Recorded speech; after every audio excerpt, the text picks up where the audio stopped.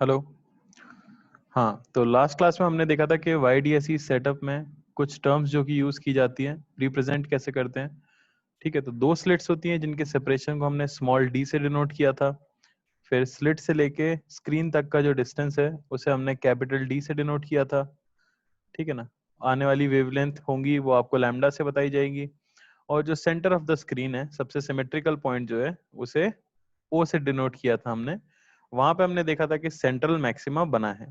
Central maxima की पहचान क्या होगी? कोई भी ऐसा पॉइंट जहां पे टोटल फेज डिफरेंस या टोटल पाथ डिफरेंस अगर मैं बोलूं, उसकी वैल्यू अगर जीरो आ जाए, यानी डेल्टा एक्स अगर जीरो आता है, तो ऐसे किसी भी पॉइंट को हम क्या बोलते हैं? सेंट्रल मैक्सिमा का पॉइंट बोलते हैं।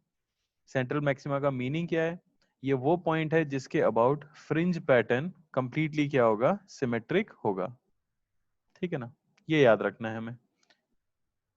पाथ डिफरेंस कैसे कैलकुलेट किया जाएगा? तो अगर दो रेज इस तरह से आती हुई मानी जाएं, दो सोर्सेज S1 और S2, तो इनमें अगर इनिशियली कोई पाथ डिफरेंस नहीं है, और मैं अगर स्क्रीन के ऊपर O पॉइंट से Y डिस्टेंस पे एक पॉइंट चूज करता हूं P, और वहां पे इन दोनों सोर्सेज से पहुंचने वाली जो रे होगी उनको ट्रेस किया जाए और उनके बीच का पाथ डिफरेंस कैलकुलेट किया जाए, तो उसकी वैल्यू हमें मिलती है delta x is equal to d sine theta. ये हमें पूरी तरह से याद रखना है कि डेल्टा एक्स पाथ डिफरेंस का फॉर्मूला हमेशा क्या रहेगा? डी साइन थीटा रहेगा। अब अगर थीटा स्मॉल हो जाता है, अगर आपको थीटा स्मॉल दिया हुआ है क्वेश्चन में, तो आप डेल्टा एक्स को, डी साइन थीटा को डी टेन थीटा लिख सकते हो, और यही इक्वल हो जाता है डी वाई बाय डी के। लेकिन ये चीज सिर्फ कब वैलिड है? जब आपका थीटा कैसा हो? स्मॉल हो। यानी कि हम सीधा सीधा कह सकते हैं जो स्मॉल डी का सेपरेशन है वो काफी छोटा होना चाहिए as compare to capital d. क्या सभी को ये क्लियर है? ठीक है, तो अब इसे अप्लाई कैसे करेंगे वो देख लेते हैं।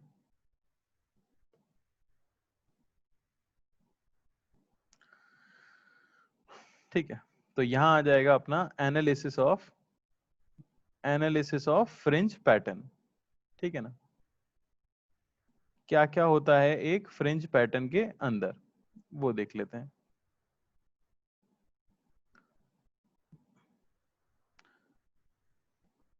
तो मान लो यही YDSE का सेटअप आपको दिया हुआ है, दो स्लिट दे दी गई हैं।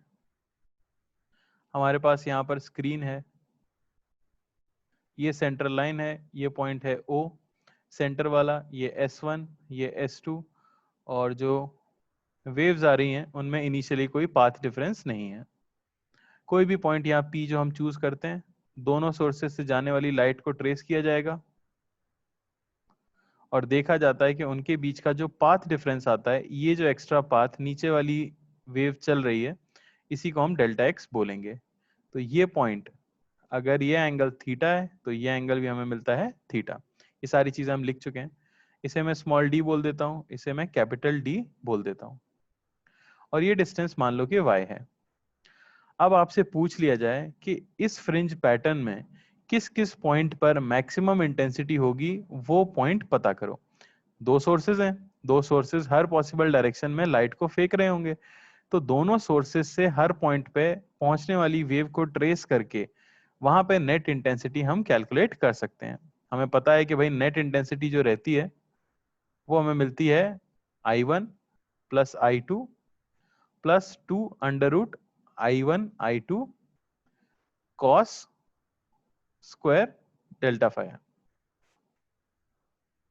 Cos delta phi. ठीक है ना।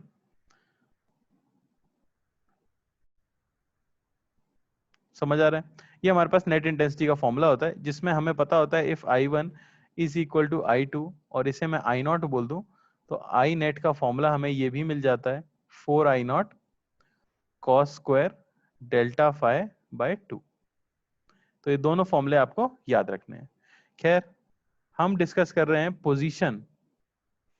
Position of maximas. Position of maxima यानी ऐसे पॉइंट जहां पे इंटेंसिटी मैक्सिमम होगी, उनकी डिस्टेंस कैलकुलेट करना चाहता हूं मैं। Distance from central maxima, central maxima. तो आपको पता है कि भाई सेंट्रल मैक्सिमा अगर है, इसका मतलब सीधा है कि वहां पे तो पाथ डिफरेंस कितना था? जीरो था। तो अगर उसके साइड में कहीं पे भी मैं पॉइंट लूंगा तो पाथ डिफरेंस 0 से तो ज्यादा ही आने वाला है, क्योंकि यहाँ पे पॉइंट सिमेट्रिक था इसलिए पाथ डिफरेंस 0 आया था, और किसी पॉइंट पे ऑब्वियसली कुछ ना कुछ पाथ डिफरेंस आएगा। अब हमें एक चीज पता है कि आपको अगर मैक्सिमा बनाना है, मैक्सिमम इंटेंसिटी चाहिए, तो हम जानते हैं कि भाई फेज डिफरेंस की जो वैल्यू होनी चाहिए डेल्टा फाई, जो होता है आपका 2 pi by lambda into delta x, इसकी वैल्यू कितनी हो जानी चाहिए? इसकी वैल्यू हो जानी चाहिए 2n पाई। ये आपको रिजल्ट याद रखना था, या ये रिजल्ट भी हमने सीखा था, डेल्टा एक्स हो जाना चाहिए n लैम्डा। अगर पाथ डिफरेंस किसी पॉइंट पे इंटीग्रल मल्टीपल है लैम्डा का, 0 हो, लैम्डा 2 लैम्डा 3 लैम्डा 4 लैम्डा, तो वहां पे क्या बनेगा भाई? मैक्सिमा बन जाएगा। ठीक है ना? ये हमें मिल गई है क्या? कंडीशन। बस इसी को हम लिख सकते हैं डेल्टा एक्स, ये हमें मिल चुका है किसके इक्वल? डी साइन थीटा के। दो वेव्स जो कि किसी पॉइंट पे पहुंचेंगी उनके बीच का पाथ डिफरेंस ज्योमेट्रिकली कितना आता है? D sine theta. यही पाथ डिफरेंस अगर एन लैम्डा के इक्वल हो जाए तो मैक्सिमा वहां पे बन रहा होगा। यहीं पे मैं कंसीडर कर लूंगा if theta is small. Theta अगर स्मॉल है तो मैं डी साइन थीटा को डी वाई बाई डी लिख सकता हूँ, और ये मिल जाएगा हमें एन लैम्डा, और y की वैल्यू आपको मिल जाएगी n lambda D by t, जहां n को आप पुट कर सकते हो 0, 1, 2 सिमिलरली। समझ आई क्या बात? तो ये हो जाती है जनरल पोजीशन ऑफ मैक्सिमा, यानी सेंट्रल मैक्सिमा से इतनी इतनी दूरी पर आपको मैक्सिमा मिलेंगे, यानी जहां पर इंटेंसिटी मैक्सिमम होगी वो वाली फ्रिंज मिलेगी। तो देखो y का क्या क्या रिजल्ट आ रहा है। n को 0 रखते ही सबसे पहले तो 0 सेंट्रल मैक्सिमा है ही, 1 रखते ही लैम्डा डी बाई डी, 2 रखते ही 2 lambda D by D, 3 lambda D by D. समझ गए हम कि इन इन जगह पर तो क्या बनता है? मैक्सिमा बनता है। कोई डाउट किसी को? ये जनरल फॉर्मूला है जो आपको याद रखना है position of maxima on the screen का। सिंपल है। सिमिलरली अगर मुझसे बोला जाए कि पोजीशन ऑफ मिनिमा क्या होगा, पोजीशन ऑफ मिनिमा क्या होगा? अभी हमने निकाली थी पोजीशन ऑफ ब्राइट फ्रिंज यानी कि मैक्सिमा, तो पोजीशन ऑफ मिनिमा या इन्हें मैं कह सकता हूं डार्क फ्रिंज, इनकी पोजीशन यानी इनका y कोऑर्डिनेट क्या होगा अगर मैं सेंट्रल मैक्सिमा को ओरिजिन मान रहा हूं तो आपको पता है भाई मिनिमा के लिए डेल्टा एक्स किसके इक्वल हो जाना चाहिए? तो ये हो जाना चाहिए 2n माइनस 1 लैम्डा बाय 2 के। इसी को इक्वल लिख दूंगा मैं डी साइन थीटा के। तो जिस जिस जगह पे डी साइन थीटा इक्वल हो जाएगा 2n माइनस 1 लैम्डा बाई 2 के, वहां पर मिनिमा बन रहा होगा। ये मिलेगा आपको डी वाई बाई डी, ये हो जाना चाहिए 2n माइनस 1 लैम्डा बाई 2, और y की वैल्यू हमें मिल जाएगी 2n minus 1 lambda D bye 2d। ये हो जाता है फॉर्मूला किसके लिए? पोजीशन ऑफ मिनिमा के लिए। आपको याद रखना है जहां n की वैल्यू आप 1 से पुट करना शुरू करोगे। देखो बात यह है कि किस तरह का फ्रिंज पैटर्न बनता होगा, ये समझने की कोशिश करना। मान लो कि स्क्रीन है, ठीक है ना, इस तरह की आपकी स्क्रीन है, तो स्क्रीन के बीचों बीच तो क्या बनेगा हम ये डिसाइड कर चुके हैं, मैक्सिमा बनेगा। ठीक है ना, उस मैक्सिमा को हम नाम देंगे सेंट्रल मैक्सिमा। तो फर्स्ट मैक्सिमा कहां बनेगा, ऊपर या नीचे? तो फर्स्ट मैक्सिमा दोनों तरफ बनता है। यहां भी जो मैक्सिमा अगला आपको मिलेगा उसे आप फर्स्ट मैक्सिमा बोलते हो, और नीचे भी जो आपको मैक्सिमा मिलेगा उसे भी आप फर्स्ट मैक्सिमा बोलते हो। सिमिलरली ऊपर फिर से जो मैक्सिमा मिलेगा उसे हम सेकंड मैक्सिमा बोलते हैं, और सिमिलरली नीचे भी एक हमें सेकंड मैक्सिमा मिलेगा।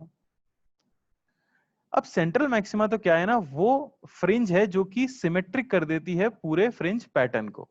तो सेंट्रल मैक्सिमा मिल सकता है पर कभी सेंट्रल मिनिमा नहीं मिलेगा इस केस में। समझ आ रही है ना बात? क्योंकि यहाँ पे पार्ट डिफरेंस क्या हो जाता है? 0। तो फर्स्ट मिनिमा कहाँ मिलेगा आपको? अगर मैं ये देखूं तो देखो n की वैल्यू ऑफ 1, 2, 3 ये सब पुट कर दो। जैसे फर्स्ट मैक्सिमा के लिए फॉर्मूले के अंदर मैं क्या पुट कर रहा हूं, n इज इक्वल टू 1, ये था फर्स्ट मैक्सिमा, ठीक है ना, लैम्डा डी बाई डी, ये था सेकंड मैक्सिमा, ठीक है ना।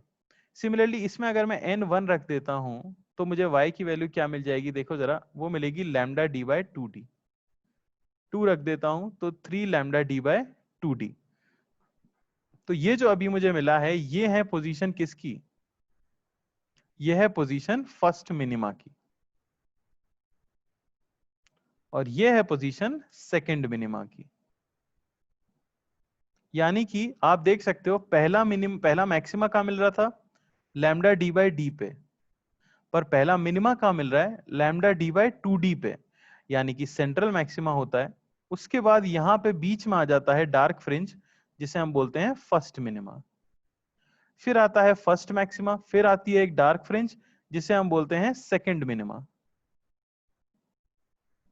सिमिलरली नीचे आता है हमारे पास फर्स्ट मिनिमा, फिर हमें मिलता है सेकंड मिनिमा। बात समझ आ रही है? तो बेसिकली सबसे बीच में तो होगा सेंट्रल मैक्सिमा। आप थोड़ा सा ऊपर चलोगे ऑब्वियसली इंटेंसिटी घटेगी और जीरो हो जाएगी, जहां पे हम कहेंगे उसे डार्क फ्रिंज या फर्स्ट मिनिमा। नीचे चलने पे भी हमें मिलेगा फर्स्ट मिनिमा, फिर आपको ऊपर चलने पे मिलेगा फर्स्ट मैक्सिमा, फिर नीचे फर्स्ट मैक्सिमा। इस तरह का फ्रिंज पैटर्न फॉर्म होता है और ये उनकी पोजीशन होती है। क्या आपको ये बात समझ आ रही है? कोई डाउट किसी को? ठीक है, ये जनरल फॉर्मूले हैं जो कि हम याद रख सकते हैं।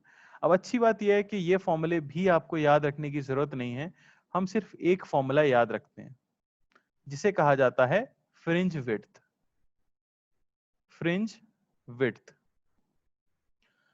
तो फ्रिंज पैटर्न के अंदर फ्रिंज विड्थ कहलाती है separation, separation between consecutive consecutive maxima और कॉन्जिक्यूटिव मिनिमा। किसी भी वाईडीएसई सेटअप के लिए ये चीज फिक्स रह जाती है, क्योंकि हमें पता है कि सभी एक पर्टिकुलर दूरी पे ही मैक्सिमा बनने वाला है। तो किन्हीं भी दो पास पास वाले मैक्सिमा के बीच की दूरी या किन्हीं भी दो पास पास वाले मिनिमा के बीच की दूरी को आप क्या बोलते हो, फ्रिंज विड्थ बोलते हो। फ्रिंज विड्थ के लिए सिंबल जो यूज किया जाता है वो है बीटा। बीटा मैं कैसे कैलकुलेट कर सकता हूं, तो बड़ा ही आसान है। आप अभी निकाल चुके हो कि position of maxima on the screen क्या क्या है।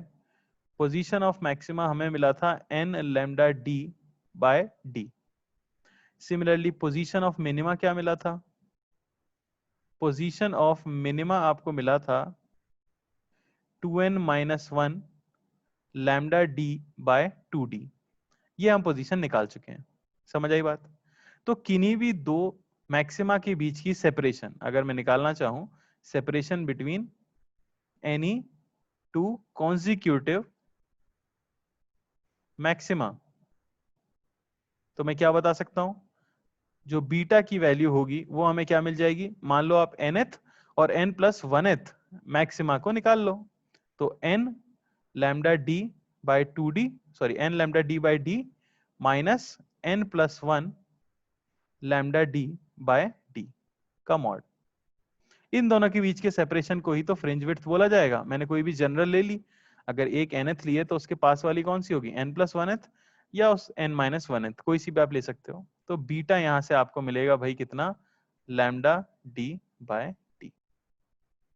सिमिलरली आप दो मिनिमास को सब्ट्रैक्ट करोगे तो भी यही फॉर्मूला हमें मिलता है। तो ये सबसे ज्यादा इंपॉर्टेंट फॉर्मूला है। ये हो गई आपकी क्या, फ्रिंज विड्थ, जहां पे लैम्डा है आपकी वेवलेंथ लाइट की जो यूज हो रही है,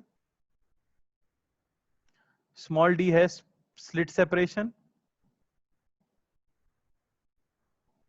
और कैपिटल डी है आपका distance, distance of screen from slits. और ये आपको पता है फ्रिंज विड्थ, फ्रिंज विड्थ यानी कि separation between two consecutive maxima या टू कॉन्जिक्यूटिव मिनिमा। अब मैंने ऐसा क्यों बोला कि आपको उनकी पोजीशन वाला फॉर्मूला याद रखने की जरूरत नहीं है, उसका एक बड़ा ही सीधा सा कारण है। अब आपको ये समझ आ गया कि किन्हीं भी दो मैक्सिमा के बीच की सेपरेशन ये होने वाली है और किन्हीं भी दो मिनिमा के बीच की सेपरेशन भी यही होने वाली है। तो अगर मैं आपसे कहूं कि position of nth maxima from central maxima, तो क्या आप मुझे बता सकते हो, क्या आप मुझे बता सकते हो जो y होगा वो कितना होगा? अरे देखो, तो सेंट्रल मैक्सिमा आपका यहां है, तो फर्स्ट मैक्सिमा यहां होगा, और इनके बीच की दूरी ही तो हमने बीटा बताई है, और सेकंड की दूरी इससे फिर से कितनी होगी, बीटा। समझ आ रहा है कि नहीं आ रहा मैं क्या कहना चाह रहा हूं? तो हर मैक्सिमा के बीच की दूरी जो है वो बीटा है। तो अगर nth मैक्सिमा की दूरी मैं जानना चाहता हूं तो वो कितनी हो जाएगी भाई? n beta. देखो वही फॉर्मूला आ गया, n lambda D by D. तो वो फॉर्मूला आपको याद रखने की जरूरत नहीं है, हम लॉजिक से समझ सकते हैं कि हमसे जो भी पूछा जाएगा हम इतने डिस्टेंस ऊपर चले जाएंगे। अच्छा, अगर मैं आपसे बोलूं कि पोजीशन ऑफ nth मिनिमा क्या होगा? nth मिनिमा क्या होगा फ्रॉम सेंट्रल मैक्सिमा बीटा के टर्म्स में अगर मैं बोलूं तो ऐसा सोच के देखो, यहीं पे बीचों बीच तो डार्क फ्रिंज बनेगी। तो सेंट्रल मैक्सिमा और फर्स्ट मैक्सिमा के बीच की दूरी है बीटा। तो सेंट्रल मैक्सिमा और फर्स्ट मिनिमा के बीच की दूरी कितनी होगी मेरे भाई? Beta by 2। ये समझ आता है कि नहीं आता? ये दूरी होगी बीटा बाय 2। अच्छा, अब अगले वाले मिनिमा से इस मिनिमा की दूरी तो बीटा ही होगी, क्योंकि हर कॉन्जिक्यूटिव मिनिमा के बीच की दूरी भी बीटा है कि नहीं है? तो फर्स्ट और सेकंड मिनिमा के बीच की दूरी तो बीटा है, पर ये क्या है? Beta by 2। तो पहला हुआ बीटा बाय 2 पे, फिर बीटा बाय 2 प्लस बीटा यानी कि 3 बीटा बाय 2 पे। समझ आ रही है ना बात? तो मैं सीधे सीधे क्या लिख सकता हूं? 2n minus 1 beta by 2। रख के देख लो, n को 1 रख लो आपको फर्स्ट मिनिमा की पोजीशन मिल जाएगी, n को 2 रख लो आपको सेकंड मिनिमा की पोजीशन मिल जाएगी। ये चीजें सिर्फ आपको याद रखनी है। बात समझ आई क्या? तो सबसे जरूरी चीज क्या है? फ्रिंज विड्थ समझना, जो कि किसी भी YDSC सेटअप के लिए कांस्टेंट है। अब देखो सादा सादा सवाल किस तरह के पूछे जा सकते हैं। फ्रिंज विड्थ किस किस पे डिपेंड करती है? फ्रिंज विड्थ डिपेंड्स ऑन आप सीधे सीधे समझ पा रहे हो कि सेपरेशन डी पे डिपेंड करती है और डी पे डिपेंड तो करती है। तो आपसे कुछ भी पूछ सकते हैं कि मान लो कि हमने एक फ्रिंज पैटर्न बना रखा था, अब हम स्क्रीन को और स्लिट्स को दूर लेके जा रहे हैं, कैपिटल डी को बढ़ा रहे हैं, तो फ्रिंज विड्थ का क्या होगा? कोई मुझे बता सकता है? जल्दी से लिख दो चैट के अंदर। जैसे ही हम कैपिटल डी को बढ़ाएंगे फ्रिंज विड्थ पे क्या फर्क पड़ेगा? बढ़ेगी या घटेगी? कॉमन सेंस है, आपके सामने फॉर्मूला है, बढ़ेगी। अच्छा, जैसे ही मैंने स्मॉल डी को बढ़ाया फ्रिंज विड्थ बढ़ेगी या घटेगी? अगर आपने स्मॉल डी को बढ़ाया तो बढ़ेगी या घटेगी? डिक्रीज होगी। अच्छा, लैम्डा कैसे चेंज होता है? मीडियम से। मीडियम अगर आपने चेंज किया तो भी फ्रिंज विड्थ बदल जाएगी। मान लो आपने कैपिटल डी और स्मॉल डी सेम रखे, पर पूरे सेटअप को किसी दूसरे मीडियम में डुबो दिया, तो भी फ्रिंज विड्थ बदल जाएगी। क्यों? क्योंकि किसी भी मीडियम का लैम्डा ये होता है lambda in vacuum by refractive index. ये हम ज्योमेट्रिकल ऑप्टिक्स से पढ़ चुके हैं। तो सीधे सीधे से मुझे पता है बीटा प्रोपोर्शनल है लैम्डा के, तो बीटा किसी भी मीडियम में जाने पर ये हो जाएगा beta in vacuum by refractive index. बात समझ आई क्या? अरे बात समझ आई। तो लैम्डा अगर आप चेंज कर देते हो तो भी क्या होगा? फ्रिंज विड्थ चेंज हो जाएगी। ये पूरी मेन थ्योरी है YDSE की। कोई भी डाउट अगर आपको अभी तक है तो पूछो, फिर हम क्वेश्चन करना स्टार्ट करेंगे। अब बस इसमें वेरिएशन होने वाले हैं, ठीक है ना? इसी में कुछ चेंज होगा, पूरी थ्योरी यहाँ खत्म हो गई है। क्या होता, आपको क्या क्या क्लियर होना चाहिए? क्या होता है सेंट्रल मैक्सिमा? तो रट लेना, डेल्टा एक्स जीरो होता है वो होता है central maxima. Centre of the screen नहीं होता है, जहां डेल्टा एक्स जीरो है वो है सेंट्रल मैक्सिमा। फिर आपको पता होना चाहिए ब्राइट फ्रिंज किसे बोलते हैं, डार्क फ्रिंज किसे बोलते हैं, और सबसे जरूरी चीज फ्रिंज विड्थ किसे बोलते हैं। बात समझ आ रही है? ये सारी चीजें वैलिड हैं कब? ये सारे फॉर्मूले वैलिड हैं कब? जब मैंने इनिशियली कोई फेज डिफरेंस नहीं लिया था। इनिशियली फेज डिफरेंस या पार्ट डिफरेंस होगा, वो क्वेश्चन अलग आएगा, अभी आएगा आगे देखेंगे। बात समझ आ रही है? डी और बीटा डायरेक्टली प्रोपोर्शनल होगा, हाँ। ये तो फॉर्मूला देखो, इसमें ऐसा नहीं है, इसमें कोई भी चीज किसी दूसरी चीज पर डिपेंड नहीं करती बीटा के फॉर्मूले में। लैम्डा को क्या मतलब कि कैपिटल डी या स्मॉल डी क्या है, या कैपिटल डी को क्या मतलब स्मॉल डी क्या है, तो ये सारी चीजें जैसे दिख रही हैं फॉर्मूले में एज इट इज वैलिड है। डायरेक्टली प्रोपोर्शनल तो डायरेक्टली प्रोपोर्शनल, इनवर्सली तो इनवर्सली, ये तो तीनों एक दूसरे से इंडिपेंडेंट है ना। चलो, तो बस सारे फॉर्मूले नोट डाउन कर लिए होंगे सबने। अब क्वेश्चन करने की बारी आ रही है। ये रहा पहला क्वेश्चन।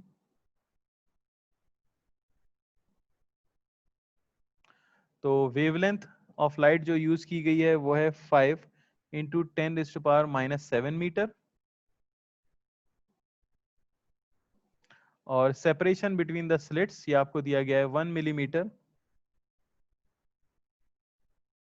तो आपको बतानी है फ्रिंज विड्थ। फ्रिंज विड्थ अगर कैपिटल डी की वैल्यू है 2 मीटर्स। एकदम आसान सवाल, जल्दी से बता दो।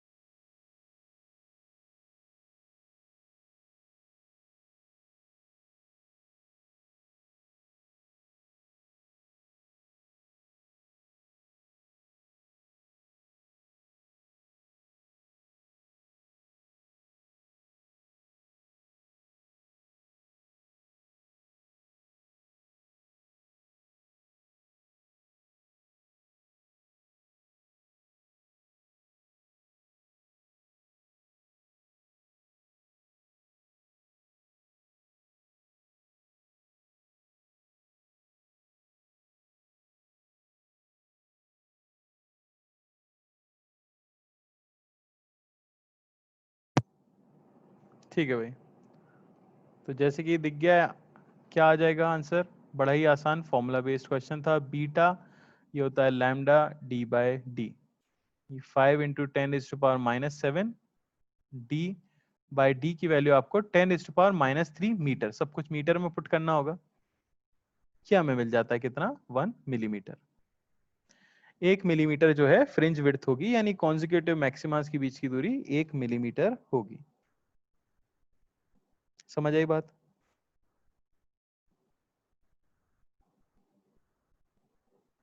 चलो और देख लेते हैं।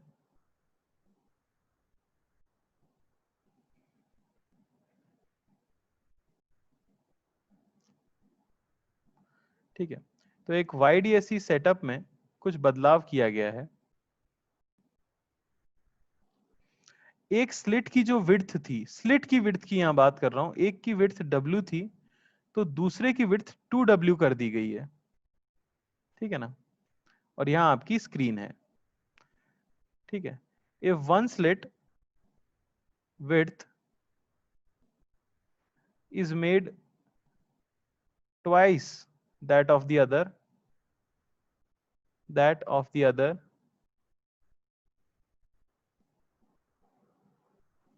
तो क्या होगा। ए ऑप्शन है आपके पास, intensity of maxima increases. B option है intensity of minima increases. C है इंटेंसिटी ऑफ मिनिमा डिक्रीजेस, और डी है इंटेंसिटी ऑफ मैक्सिमा डिक्रीजेस। बता दो भाई, चार ऑप्शन है आपके पास। पहले क्या था, दोनों की विड्थ इक्वल थी, इनिशियली दोनों की विड्थ इक्वल थी। Initially both slits were of equal width, और अब मैंने क्या किया है, एक की विड्थ को बड़ा कर दिया है। सेपरेशन पे कुछ फर्क नहीं आया है, ठीक है, विड्थ बढ़ा दी गई है। तो क्या होगा।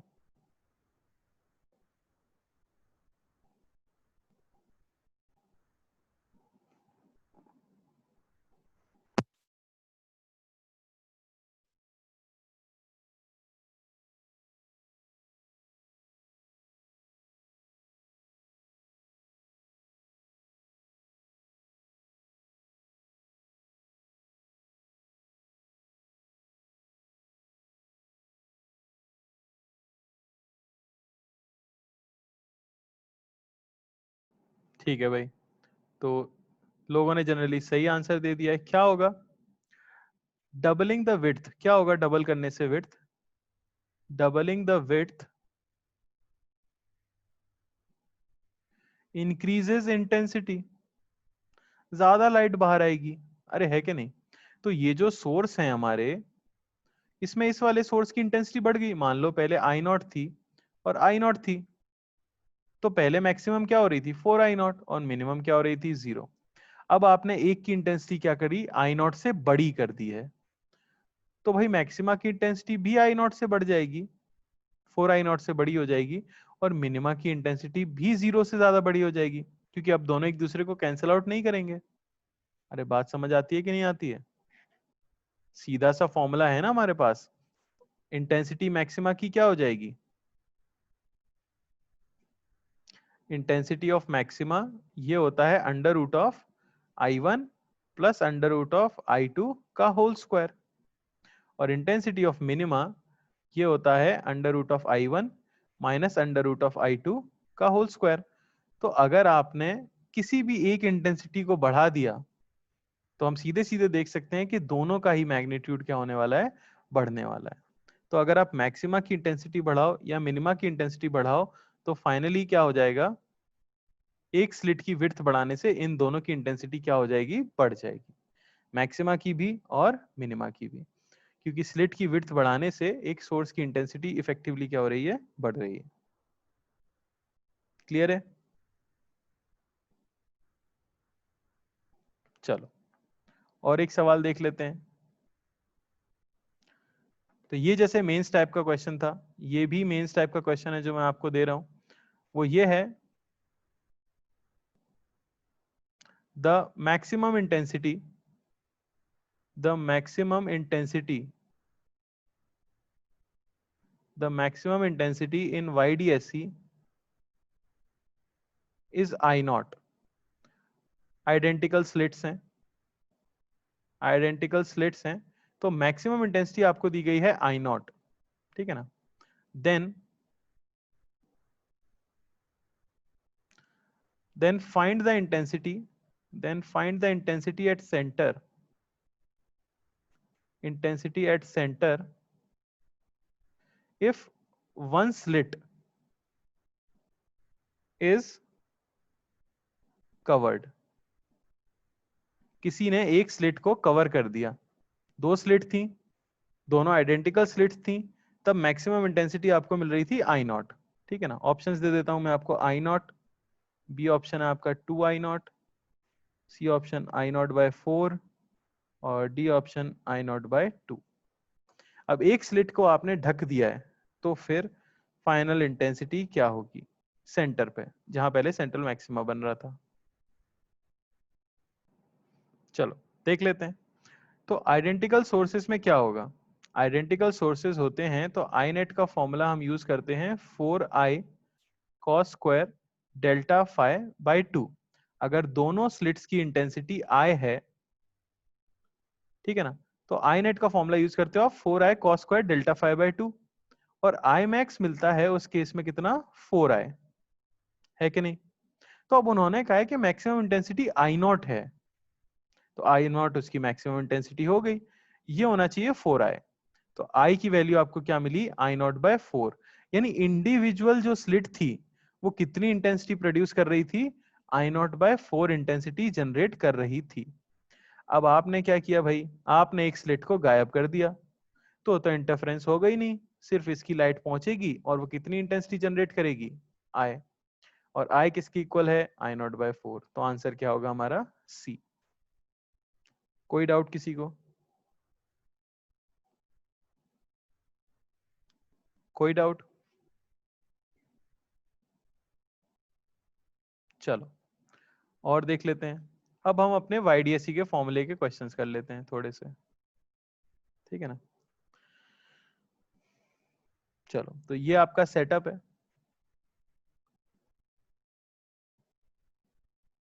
ये रही स्क्रीन।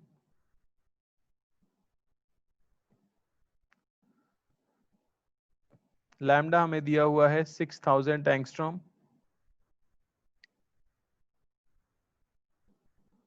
ठीक है। स्मॉल डी इनके बीच का सेपरेशन है। स्मॉल डी की वैल्यू हमें दी गई है 0.5 mm।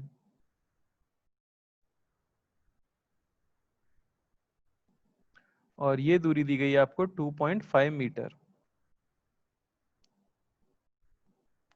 तो आपको बताना है, ये अगर O है और ये डिस्टेंस अगर Y है, तो Y for third bright fringe, third bright fringe pattern के अंदर जो तीसरी ब्राइट फ्रिंज होगी उसका Y डिस्टेंस यानी डिस्टेंस फ्रॉम सेंटर कितना होगा, बताओ जरा।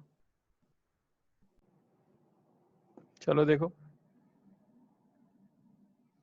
तो पूछा गया है y कोऑर्डिनेट थर्ड मैक्सिमा का कितना होगा। तो हमें पता है कि फर्स्ट मैक्सिमा की दूरी कितनी होगी बीटा, सेकंड की 2 बीटा, और थर्ड का y कोऑर्डिनेट क्या होगा 3 बीटा। n बीटा हमारे पास जनरल फॉर्मूला आया था, यानी कि 3 लैम्डा डी बाई डी। बस वैल्यूज पुट करनी है, 3 इंटू 6000 एंगस्ट्रॉम, कैपिटल डी की वैल्यू 2.5 बाय स्मॉल डी जिसकी वैल्यू हमें दी गई है 0.5 mm, उसे भी मीटर में बदल लेते हैं, ये आपको मिल जाता है 9 मिलीमीटर। बहुत ही आसान, कुछ है ही नहीं इसमें, तो है कि नहीं। चलो एक थ्योरेटिकल क्वेश्चन और।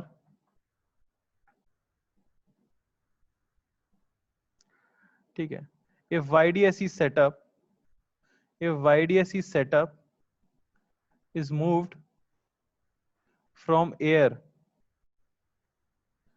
into a vacuum chamber,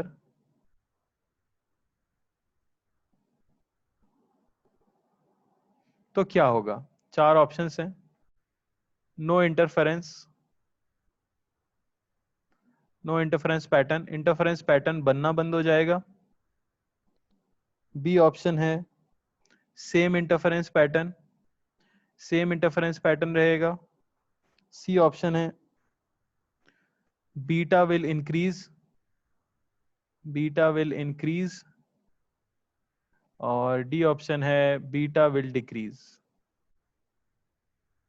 बता दो भाई क्या होगा। अगर आपने एक YDSE सेटअप रखा था, उसे एयर में रखा था, अब अचानक से वैक्यूम चेंबर में भेज दें उसे, तो इनमें से क्या होने वाला है।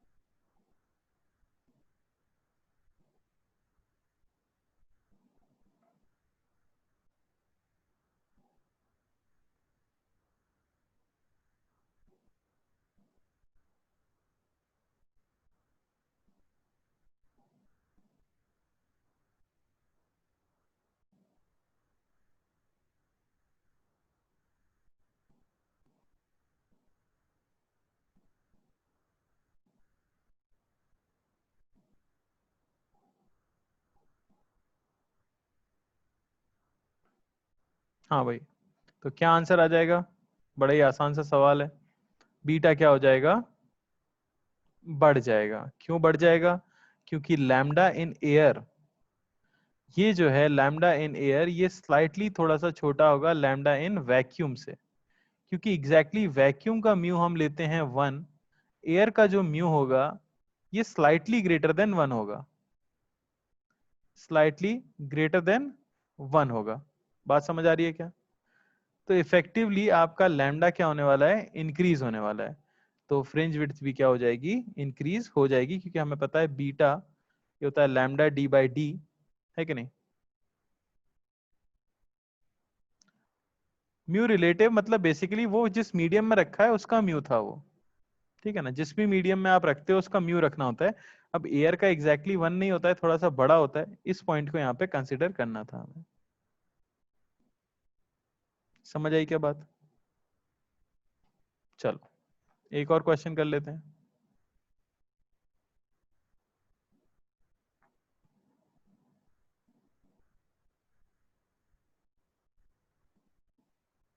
ओके, तो in YDSE the angular width, ध्यान से पढ़ना question, the angular width of a fringe formed on a screen is 1 degree.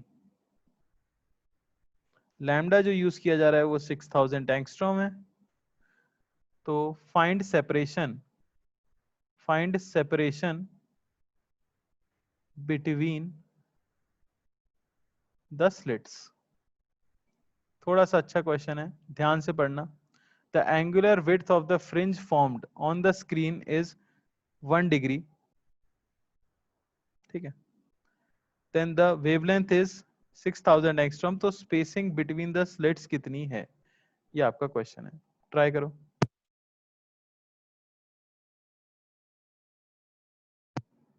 देखो, तो क्वेश्चन थोड़ा सा अलग है, लेकिन बड़ा ही सिंपल सा कॉन्सेप्ट इसमें यूज किया जा रहा है।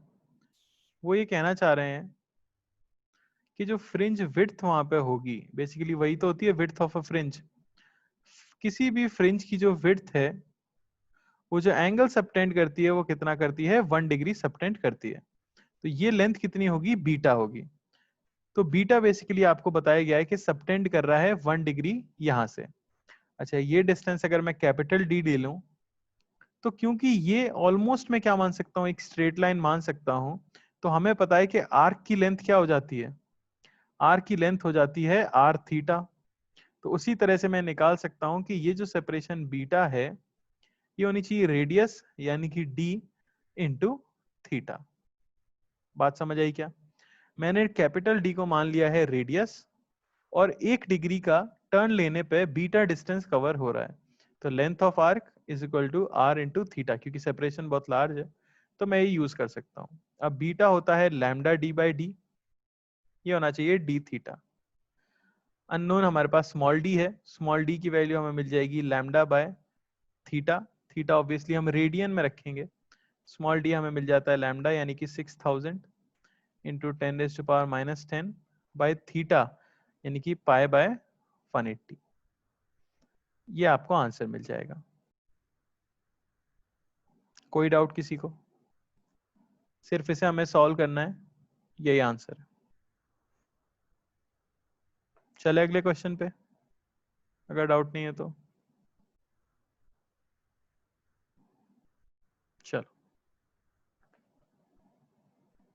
तो ये रहा आपका next question.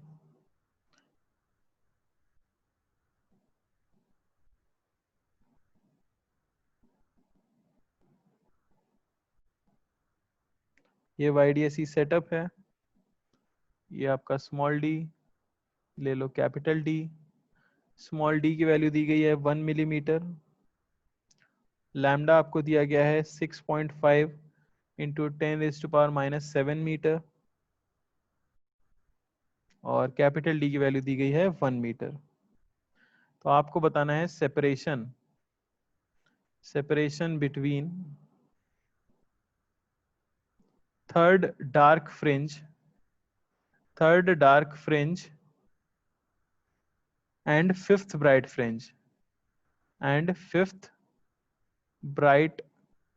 Fringe on same side of central maxima. कितना होगा? ट्राई करो। ओके, देख लो।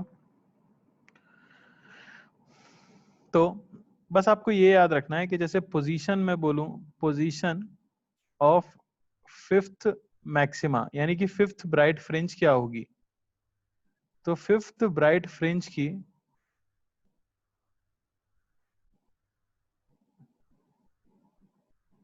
क्या लिख रहा हूं मैं, ये फ्राइट क्या होता है, फिफ्थ ब्राइट फ्रिंज की जो पोजीशन होगी वो होगी 5 बीटा। पहले की होती है बीटा, सेकंड की 2 बीटा, 3 बीटा, तो फिफ्थ की क्या होगी 5 beta. Similarly position of third dark fringe, तो पहले की होती है बीटा बाय 2, फिर 3 बीटा बाय 2, फिर क्या होगी 5 बीटा बाय 2। तो इनके बीच का सेपरेशन हमें कितना मिल गया? सेपरेशन हमें मिल गया कितना? 5 बीटा माइनस 5 बीटा बाय 2, यानी कि 5 बीटा बाय 2। बस आपको यही कैलकुलेट करना है, सब कुछ हमें दिया हुआ है।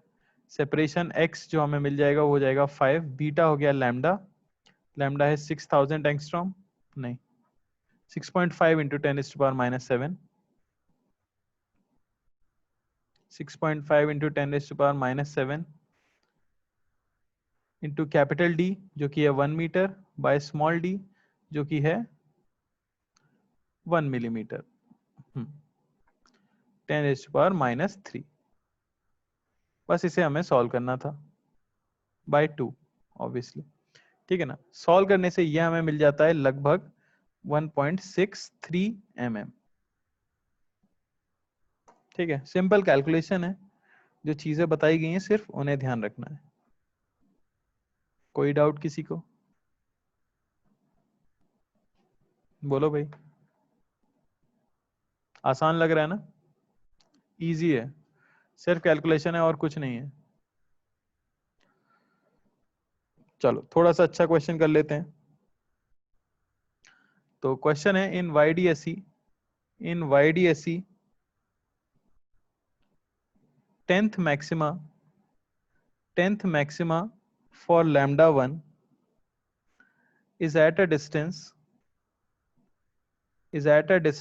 y1 from central maxima,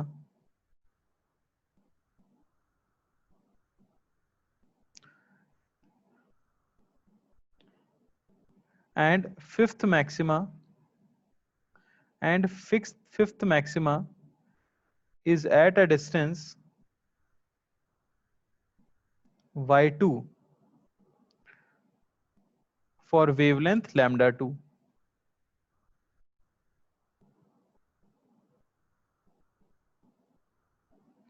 Then y1 by y2 की वैल्यू क्या होगी? ऑप्शंस दे रहा हूं मैं आपको, 2 lambda 1 by lambda 2, B option है 2 लैम्डा 2 बाय लैम्डा 1, सी है लैम्डा 1 बाय 2 लैम्डा 2, और डी है लैम्डा 2 बाय 2 लैम्डा 1। ठीक है, करो। ठीक है, हो जाना चाहिए। तो लैम्डा 1 के लिए अगर बात करें तो हमें दिया गया है कि y1 के इक्वल होना चाहिए क्या? 10 बीटा 1, है कि नहीं। सिमिलरली लैम्डा 2 के लिए बात करें तो y2 ये इक्वल होना चाहिए 5 बीटा 2। तो y1 बाय y2 ये आपको मिल गया 2 बीटा 1 बाय बीटा 2, यानी 2 lambda 1 D by small D bye lambda 2 D by small D, यानी 2 लैम्डा 1 बाय लैम्डा 2। है कि नहीं आसान सवाल? ए आपका आंसर हो जाएगा। कोई दिक्कत, कोई कष्ट या समस्या?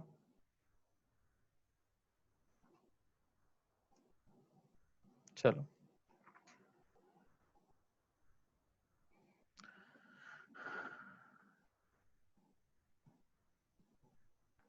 थोड़ा टफ दीजिए बेटा, समझ आ गया इसलिए आसान लग रहा है, दुनिया को ये भी टफ ही लग रहा होता है। ठीक है, जो क्वेश्चन आते हैं वही तो मैं पूछूंगा। ये लीजिए, तो 2014 जेई एडवांस का क्वेश्चन कर लेते हैं।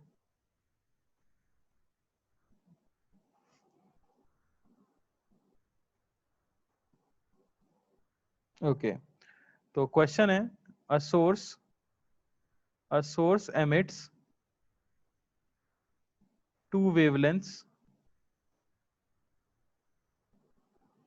ठीक है ना, lambda 1 of 400 nanometer and lambda 2 of 600 nanometer in YDSC।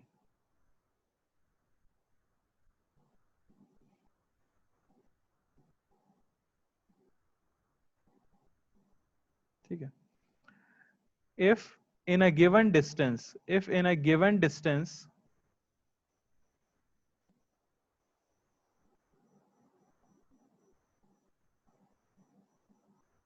if in a given distance lambda 1 forms m1 fringes of width beta 1 and lambda 2 forms m2 fringes of width beta 2, then इनमें से कौन सा ऑप्शन सही है? तो ए option है आपका beta 2 is greater than beta 1, B option है m1 is greater than m2, C option है third maxima of lambda 1 overlaps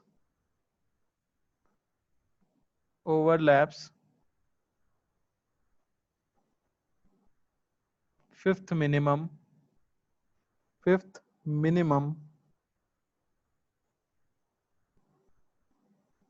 of lambda 1, ये lambda 2 है। और डी ऑप्शन है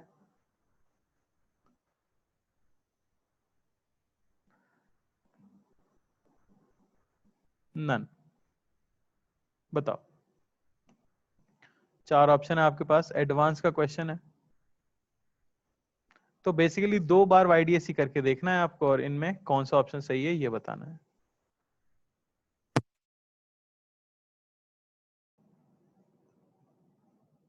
चलो तो आंसर देख लेते हैं। आंसर आता है इसका ए, बी और सी।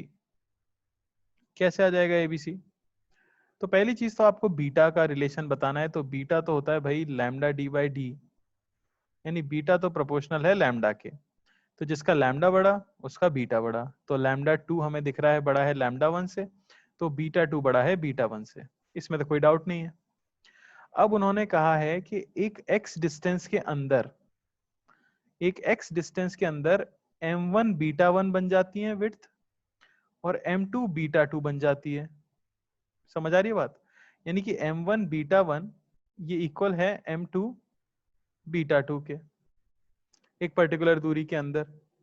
अब आपको एक चीज सीधे सीधे पता होनी चाहिए कि यहां से मैं m1 बाय m2 को क्या लिख सकता हूं, बीटा 2 बाय बीटा 1। अब क्योंकि बीटा 2 बड़ा है बीटा 1 से, तो m1 भी बड़ा होना चाहिए m2 से। तो यहां से सीधे मुझे रिलेशन मिल गई किसके लिए, b के लिए। थर्ड ऑप्शन के लिए मैं चेक कर लूंगा कि third maxima of lambda 2, third maxima of lambda 2 का मतलब क्या हो गया, 3 बीटा 2। ये ओवरलैप करता है क्या, fifth minima of lambda 1। Fifth minima यानी 2n-1 बीटा बाय 2। समझ आई बात? यानी कि 9 बीटा 1 बाय 2।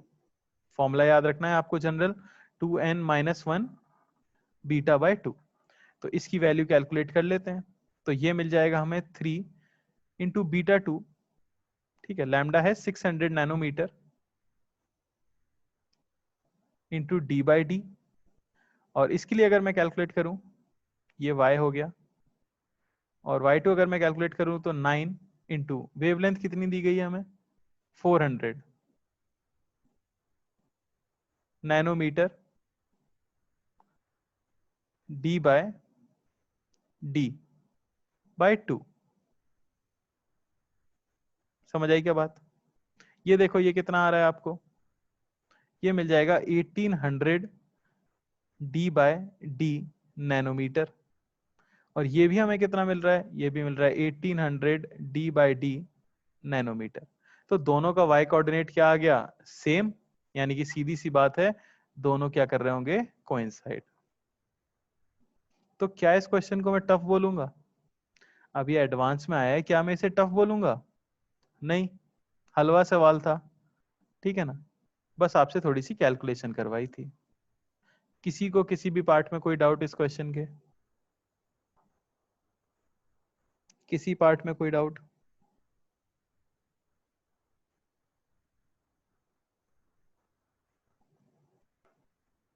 चलो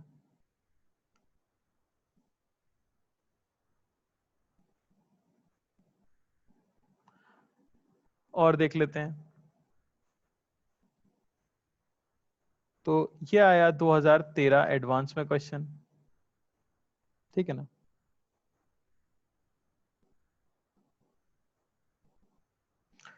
तो आपको बताना है path difference at any point in YDSC having half the peak intensity is, ऐसा पॉइंट जहां मैक्सिमम इंटेंसिटी की आधी इंटेंसिटी हो, वहां पे पाथ डिफरेंस क्या होगा। तो ऑप्शन है 2n+1 lambda by 2, B option है 2n+1 lambda by 4, C option है 2n+1 लैम्डा बाई 8 और डी ऑप्शन है 2n+1 लैम्डा बाय 16। बताइए। देखो तो काफी सिंपल क्वेश्चन आया था ये भी। आपसे क्या बोला गया है कि मैक्सिमम इंटेंसिटी होती है पीक इंटेंसिटी, उसकी हाफ इंटेंसिटी आपको चाहिए। तो हमें पता है भाई इंटेंसिटी का फॉर्मूला या I naught 4I0 cos square delta phi by 2 हो जाता है।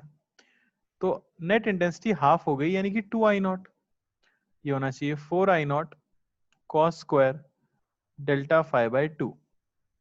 यहां से हमें क्या मिल जाएगा value, cos square delta phi by 2, ये होना चाहिए 1/√2 कॉस डेल्टा फाई बाय 2। तो डेल्टा फाई बाय 2 की वैल्यू आपको कितनी मिल जाएगी, ये हो गया कॉस इनवर्स 1/√2। समझ आई बात, कॉस इनवर्स 1/√2, या डेल्टा फाई को मैं कह सकता हूं 2 कॉस इनवर्स 1/√2। क्या क्या वैल्यूज हो जाएगी इसके लिए, हमें पता है कि ये π/4 पे यही वैल्यू लेगा, है कि नहीं, और 2π माइनस π/4। तो जनरल फॉर्मूला क्या आ जाएगा हमारे पास, बोलो क्या लिख सकते हैं, 2n+1 π/4, इसमें n को 0 रखें, n को 1 रखें, ठीक है ना। ये हमारे पास जनरल फॉर्मूला आ गया।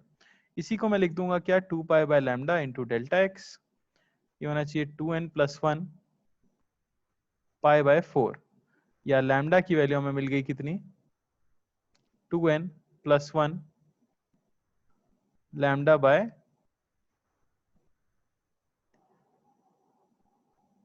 8 हो रहा है ये तो, है ना, π/2, ओ सॉरी, ठीक है ना, π/2 यहाँ पे रहेगा और λ/4, ये हमारा आंसर आ जाएगा। समझ आई क्या बात, बोलो कोई डाउट किसी को।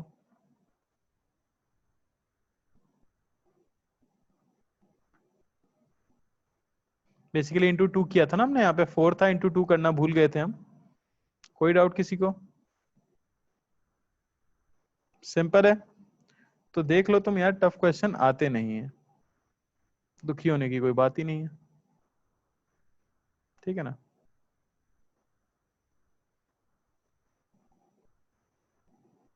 चलो और एक क्वेश्चन देख लेते हैं।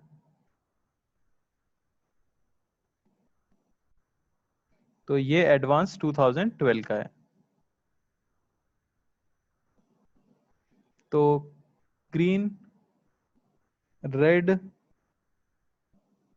And blue colors are used one at a time, one at a time in YDSC. The fringe width recorded, the fringe width recorded are beta G, beta R and beta B. Then A option आपका है beta of green is greater than beta of blue is greater than beta of red. B option है beta of blue, beta of green, beta red. C option beta red, beta blue, beta green, beta red, beta green और beta blue. बताओ भाई। एक और हलवा सवाल जो पूछा जा चुका है।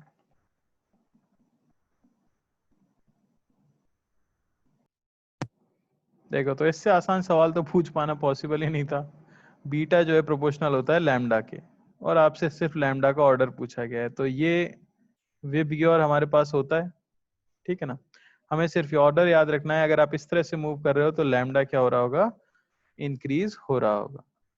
तो बीटा सबसे ज्यादा किसका हो जाएगा, रेड, फिर हो जाएगा ग्रीन और फिर किसका हो जाएगा, ब्लू। तो हम देख सकते हैं काफी आसान आसान सवाल आते हैं वाईडीएसई के ऊपर। आपको सिर्फ क्या याद रखना था, बीटा। मेनली सबसे इंपॉर्टेंट चीज जो हमने पढ़ी है वो है फ्रिंज विड्थ। फ्रिंज विड्थ से रिलेटेड ही जनरली क्वेश्चंस आते हैं। अब ये सबसे सिंपल क्वेश्चंस थे जो वाईडीएसई पे आ सकते हैं। अभी तक मैंने कोई मॉडिफिकेशन नहीं किया इनके अंदर। तो आने वाले लेक्चर्स में हम अलग अलग मॉडिफिकेशंस को ही पढ़ेंगे। ठीक है ना, तो आज यहीं पे एंड करते हैं और नेक्स्ट क्लास में यहीं से कंटिन्यू करेंगे।